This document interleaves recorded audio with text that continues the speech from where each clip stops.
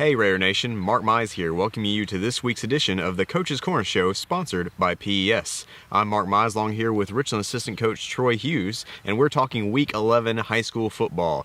Final game of the season for Richland as they're preparing to take on Cornersville in the Battle of Buford Station. And so a lot to unpack today, obviously talking about next week's game, this past week's game against Moore County, and then of course also reclassification in the state of Tennessee as the TSSAA did bring down their ruling this past week on what the new classifications will look like, and of course next month we'll find out what the new regions look like. So just starting off, obviously you see that Summertown and Columbia Academy, two of the top three teams in the region this year, will be moving up to 2A. Just how did you feel about what you saw from what you heard from the TSSAA office? Well, we were kind of expecting that, Mark. We knew with the multiplier, as far as the private schools go, we felt like Columbia Academy was going to get bumped up to 2A, and then Summertown has grown dramatically over the past 3 or 4 years, so we felt like they would also be moving up, and it's going to change the region a little bit. As far as the TSSAA goes, they haven't necessarily came out with who's going to be in whose region just yet. We don't know if we're gonna add a school or two, or we don't know if we're going to lose a school or two and create a whole separate region. So that's just kind of up in the air right now, and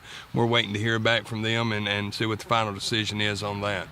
And of course the Border Control and the state office will get together over the next month and come up with a plan for what the regionals will look like. So it seemed kind of odd that schools had to determine whether they would move up or not without actually knowing the region that they would potentially be in. Right.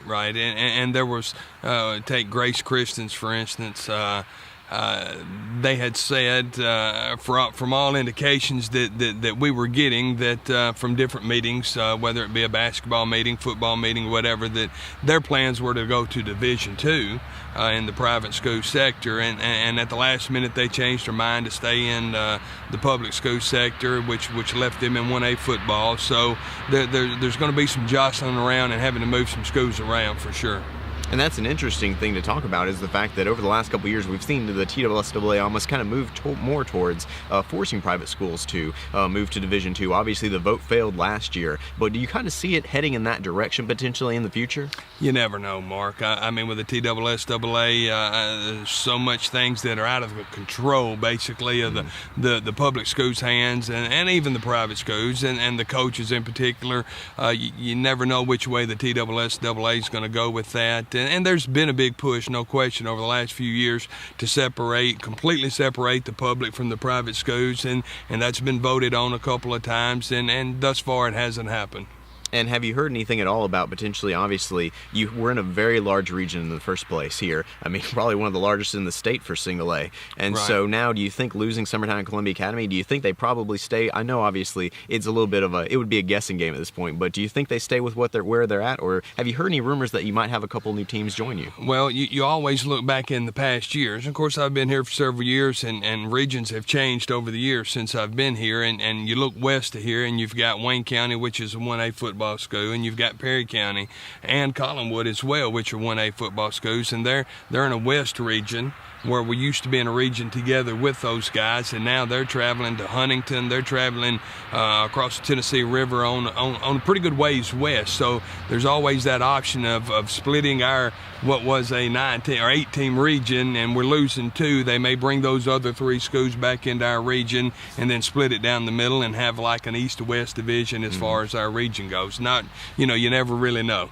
And then, of course, now looking back to what actually happened on the gridiron this past week, you played a fellow band of Raiders in Moore County and actually saw the second highest passing total of the season for Richland. How did you feel about the passing game and how the offense progressed over the course of the game? Well, I mentioned last week that we'd put in a few different wrinkles, and we were going to try to throw the football a little bit more. And we knew going into the game Friday night that the Moore County was a lot better than what their record showed. They'd won 1 football game, but I believe I mentioned last week that they played the second toughest schedule in the state of Tennessee in 1A football, and a lot of those teams unfortunately are in our region, when you're talking about Fayetteville City and Columbia Academy, and of course we all have to play those guys, but they're pretty good football teams, and we knew Moore County was better than what their record showed. So we knew we had to go in and put in some different wrinkles, and we were going to try to throw the football a little more and do some things different on offense, and throwing was one of those things, and then we still tried to stick to what we had been doing over the past 4 or 5 weeks, but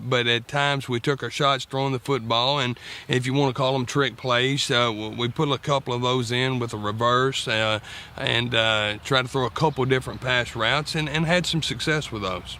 And of course, Caleb Briggs obviously has been one of your star players all year long.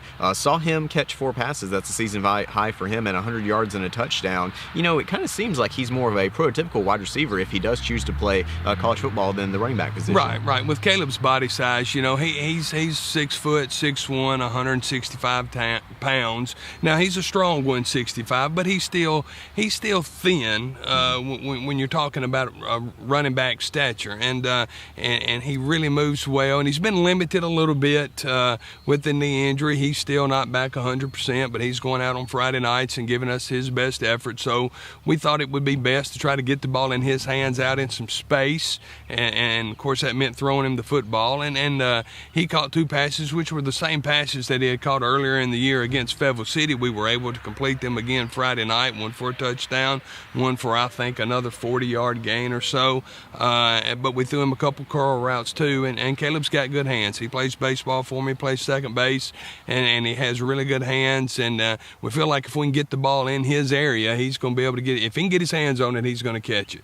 And then finally, looking at probably the biggest difference we saw in the offense is, of course, you had Braxton Woodard coming up under center instead of the pistol or shotgun formations. How do you feel like that attributed to cutting down on some of the miscues in terms of the exchange and also your timing on offense? Well, it made a huge difference without a question. You know, as coaching staff, we kind of sat down and you know, from week 1 to week 8, we didn't sit down and do the math, but we guesstimated that we probably lost between 40 and 50 yards a game on Friday night from mishandled snaps. And you know, when you put that into the equation and you're going backwards 50 yards every Friday night, you know, that's not good. So we went under center this week, and we'd been working on it for a couple of weeks, just making sure that the quarterback center exchange was good, and we felt comfortable with it, and we really didn't have to change our offensive philosophy. We still done the same thing. We just went under center with it, and it seemed to be successful for us. Anytime you don't have negative yardage, you feel like something is a success, and we felt good about it, and we're going to continue to do it again this week, Friday night against Cornersville. And then looking at the defensive side of the ball, how did you feel about your ability to slow down the Moore County offense? And overall, you know, the week before you talked about the fact that you saw a little bit of what you might call backyard football from Mount Pleasant, but with the speed option and whatnot, Moore County did a little bit of the same at times. Well, to be honest with you, Mark, Moore County had showed very little option during the course of the year. Every game film we watched, you know, they may have had one option play here or there during the course of the game. So basically what we were able to do as a defense was shut down what they like to do best, which was the buck sweep and then the ISO off tackle. And we for the most part, we shut that down, which forced them to go a different direction. And they kind of caught us off guard with that because they hadn't done it all year. But obviously, from the way they ran it and the way they were able to execute it, it was something that they had worked on during practice all year long, because when they went to it, it was pretty successful. And then finally, that onside kick in the special teams game that ended up coming back your way after it bounced off a Moore County player. How big was that for momentum at that time? Well, that was huge, you know, and Mark's, you know, last Friday night was indicative of most of our games this year. When you look at the final score, you think, oh, that was a blowout, you know. But Friday night against Moore County, you know, with 30 seconds to go in the half, it's a 14-12 ball game. I mean, we're right in the middle of the ball game. And we kick off to them, and they mishandled a kick, which Jay Sherwich kicked the ball perfect. We work on it at practice, and it was a pooch kick to the right. They mishandled it, and actually Jace was the one that went down and recovered it, and we had an opportunity right there. If we could have carried that in and scored a touchdown, we would have went up on them right before halftime. And, you know, I think we had a holding call early in that drive, which put us behind the chains, and we tried to throw a pass or two, and we're incomplete. So we ended up having to punt in that series, and I believe Moore County got the ball back with a minute and 5 seconds to go in halftime with the length of the field to go. And Like I said, we were down 14-12. Great football game. We're right in the middle of it, and they were able to punch that thing in with 30 seconds to go in the half, which put them up 21-12, which kind of deflated us. It's never good for your confidence, obviously, when somebody scores with 30 seconds to go right before half. So that was kind of a downer for us, but we went into halftime still feeling pretty good about the situation. We knew we were going to kick off to them to start the second half, and we felt like if we could get a stop early on that first drive and get the ball and go back and punch it in, that we'd make it a ball game. And it didn't work out for us. We kicked off to them, and they made some adjustments at halftime, and to what we were doing defensively, and as such as stopping the buck sweep, and they made some blocking. Changed up their blocking scheme a little bit, and they were able to pick us up, and they went down and scored right there, which put them up 2 touchdowns, and kind of took the moment, I won't say the momentum away from us, but we kind of let the wind out of our sails a little bit. And then we tried to hang on for the rest of the game and still moved the ball effectively at times, and scored another touchdown, but still just didn't have enough to get back in the ball game. On the other side of this break, we'll talk about the Richland versus Cornersville rivalry game this week. You're watching the Richland Coaches Corner Show, sponsored by PES. Here at First Baptist Pulaski, we are not perfect people. To perhaps consider, this is terrible. Start that again. You're going to delete all these, right? Don't keep these. Fellowship's the word I was looking for. Doofus. Yeah, you put that in the reel. And this is still rolling. Oh, for the outtakes. But we would love for you to join us in worshiping a perfect God.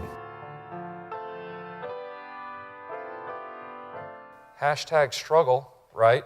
Here in Tennessee, when opportunity knocks, First Farmers is here. a full-service bank with deep roots. First Farmers is here. Loans to help businesses grow and families plan for the future. First Farmers is here.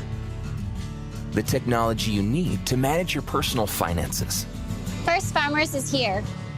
As Middle Tennessee continues to grow, First Farmers, we're here.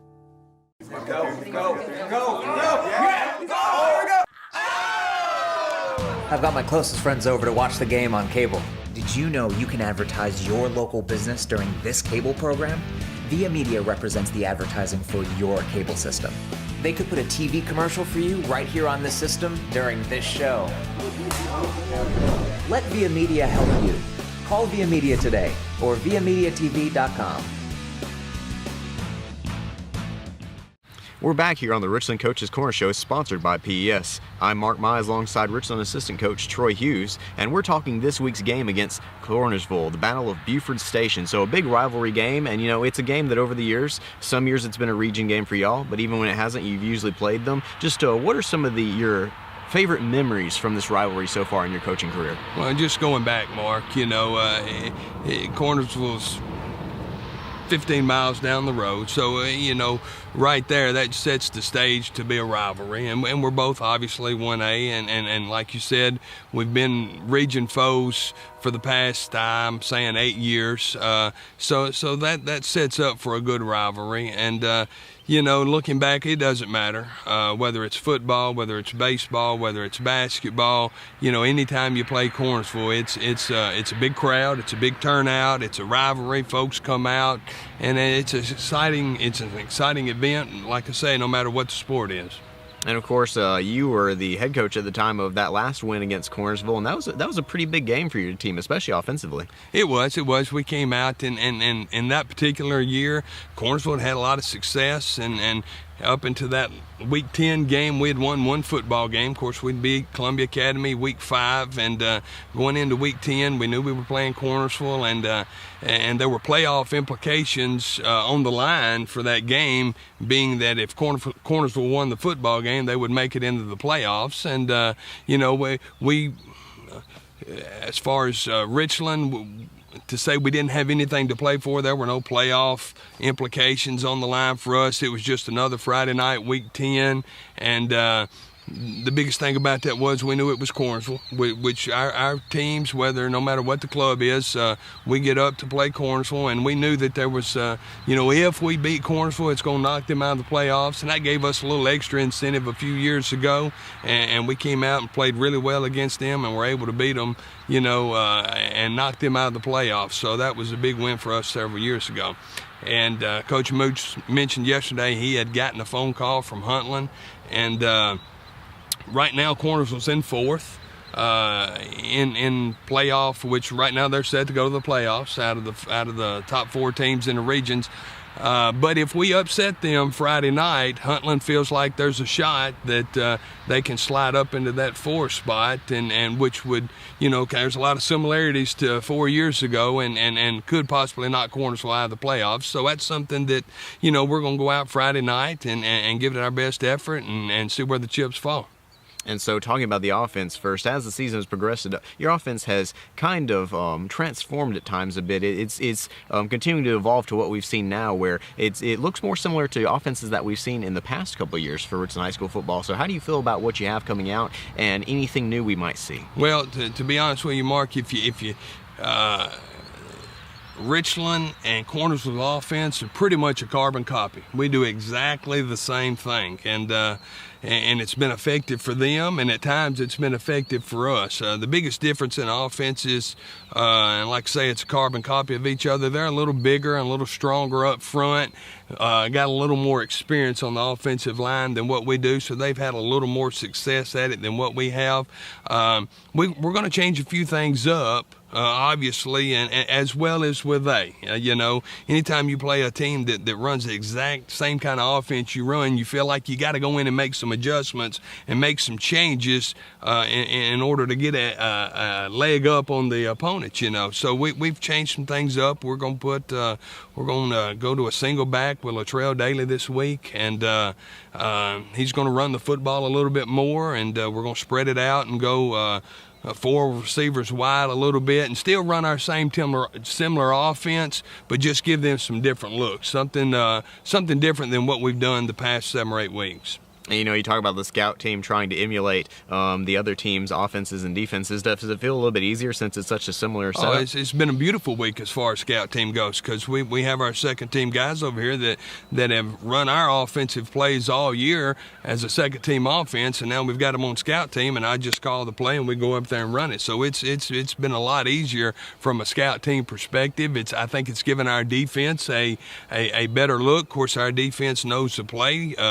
They've seen it all year, so it's a situation, and early in the year, we were fortunate enough to be playing a lot of guys, so it would be our first offense versus our first defense, and we were pretty effective, as far as the defense goes, of stopping what we were trying to do on offense. So we feel pretty good going into Friday night. We know exactly what they're going to do. It's just going to be a situation: can we get to the spot we need to be in and make the tackle when we're there? And on the injury front, of course, you've had some guys banged up late in the season, and that's just a consequence of being late in a high school football season. But right. Have guys gotten a little bit healthier since the last couple weeks? Do you feel a little bit stronger about where they are health-wise? I think, Mark, some guys have gotten a little more healthy. Other guys have gotten a little more banged up. So across the board, as a football team, we're really banged up. Now, nobody's banged up to the point where they're not going to be able to play. But in general, we've probably got 10 to 12 guys that are banged up, whether it's a shoulder, whether it's a knee, whether it's a broken finger, hurt elbow, whatever the scenario is. We've got 10 to 12 guys that are banged up, but they're going to come out here Friday night and give the best effort, and we'll see what happens. Now, on the flip side of that, Cornersville's banged up as well. They're a small school. They play the same kids for the most part on offense and defense. And anytime you go through a season and you play every snap of the ball game, when you get to week 9, week 10, even in the playoffs, you start to get banged up a little bit. And not that that's an advantage for us, but we feel like that's helping us a little bit. That not only are we banged up, but they're banged up as well. And the one key injury that they had early in the season was obviously running back Chance McMahon. Talked to one of the Cornersville coaches early in the season. They said they thought they'd have him back by week 9, week 10, potentially the playoffs. Have you heard anything on news on that? Well, he did not play last week. I was curious as to whether or not he was going to play last week, and he did not play last week. You know, haven't heard anything to be 100% whether or not he's going to play this week. I would say, especially with them being, if they win, they're in the playoffs. I would say, you know, I'm not over there. They may try to hold him out and not play him unless it's absolutely a necessity, you know, because he's one of their top 2 running backs without a question, and you know, he's been out since week 2, I believe, so he's missed a lot of football. But if he's back healthy, now if he's 100%, he'll play, you know. But if it's a situation where he's not 100% and they don't feel comfortable putting him out there just yet, they may hold him out and hope they get in the playoffs and give him another week's rest, and they may use him next week. And then finally, just being a home game and obviously being senior night versus your biggest rival, what do you think this home environment is going to be like for the Raiders? Well, I really hope it's a good turnout. I hope the weather's good. I hope it's a good turnout. Like I say, we've had pretty good support throughout the year. It's kind of dropped off a little bit. I know Cornersville's going to bring a big crowd over here, and I hope our fans come out and match their crowd and match the intensity of their crowd and get behind the kids. And you know, that's one thing I can say about our kids all year is we continue to go out there every Friday night and put it all on the line. You know, when we walk off the field, when the game's over with, we've left it all on the field, and that's all you can ask out of the kids. And it means a lot for them to know when it's 4th and 1 and they can hear the crowd back there hollering and getting behind them. It means a lot to them.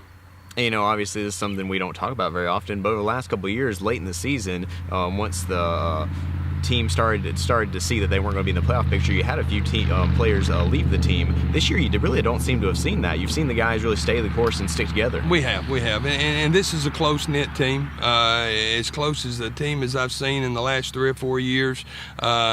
But that comes with work, you know, and you put in time and you bleed together, you sweat together, and you go through all types of adversity together. And even though the season hasn't gone like we hoped it would or planned for it to go, kids feel like they're committed, you know, and they're not going to leave us. They've hung in here with us, and that's a plus to them, you know, because like you said, in years past, you know, you lose 5 or 6 ball games and you start having kids fall off and the numbers start dropping, and these guys have put in time and work, and I don't think you can make them leave right now. And so finally, what do you think is going to be the single most important key for Richland to pull out the victory versus Cornersville in the Battle of Beaufort Station? Well, their favorite play is the power sweep. That's our favorite play, is the power sweep. Like I said, our offenses are similar, not similar, they're identical. We have got to be able to stop their off-tackle run, and if we can do that and force their hand to try to do something else, I feel like we'll have some success, and of course offensively, their number one objective is going to be to stop the power sweep. So, which is why we've gone in this week and put in a few other wrinkles and tried to do something different, because, you know, we're planning for them to stop the power sweep. We hope they don't. We hope we can run it 40 times Friday night, but we know that that's what they're over there working on right now, is to stop that play. And if they stop that play, we're going to be prepared to make some adjustments and go a different route and do some things that they haven't seen out of Richland so far this year. So, you know, if we can stop their power sweep and be able to make adjustments as they make adjustments and be able to stop whatever else they want to do on defense, I feel like we'll have a chance to win the ball game. Well, thanks for tuning in, everyone. I'm Mark Mize alongside Richland assistant coach Troy Hughes. You've been watching the Richland Coaches Corner Show, sponsored by PES.